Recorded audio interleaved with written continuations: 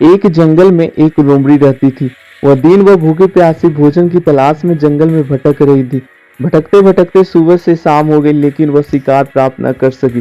शाम होते होते वह जंगल में समीप स्थित एक गांव में पहुंच गई। वहां उसे एक खेत दिखाई पड़ा। भूख से बेहाल लोमड़ी खेत में घुस गई। वहां एक ऊंचे पेड़ पर अंगूर की बेल लिपटी हुई थी, जिसमें रसीले अंगूर के गुच्छे लगे हुए थे। अंगूर देखते ही लोमड़ी के मुंह में लार टपकने लगी और उन रस भरे अंगूरों को खाकर तृप्त हो जाना चाहती थी। उसने अंगूर के एक गुस्से पर अपनी दृष्टि जमाई और जोर जोर से उछली।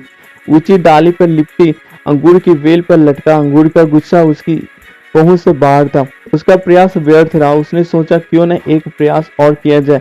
इस बार वह थोड़ा और जोर लगाकर उछली, लेकिन इस बार भी अंगूर तक पहुंचने में नाकाम रही।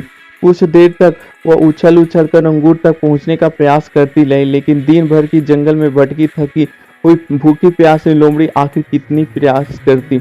वह थककर पेड़ के नीचे बैठ गई और लाचारी वर्ष नजरों से अंगूर को देखने लगी। वह समझ गई कि अंगूर तक पहुंचना उसके बस की बात नहीं है, इसलिए कुछ देर अंगूरों को ताकने के बाद वह उठी और वहां से जाने लगी।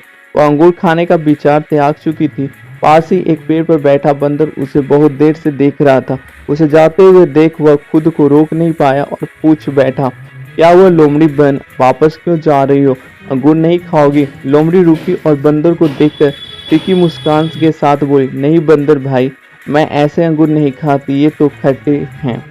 सीख।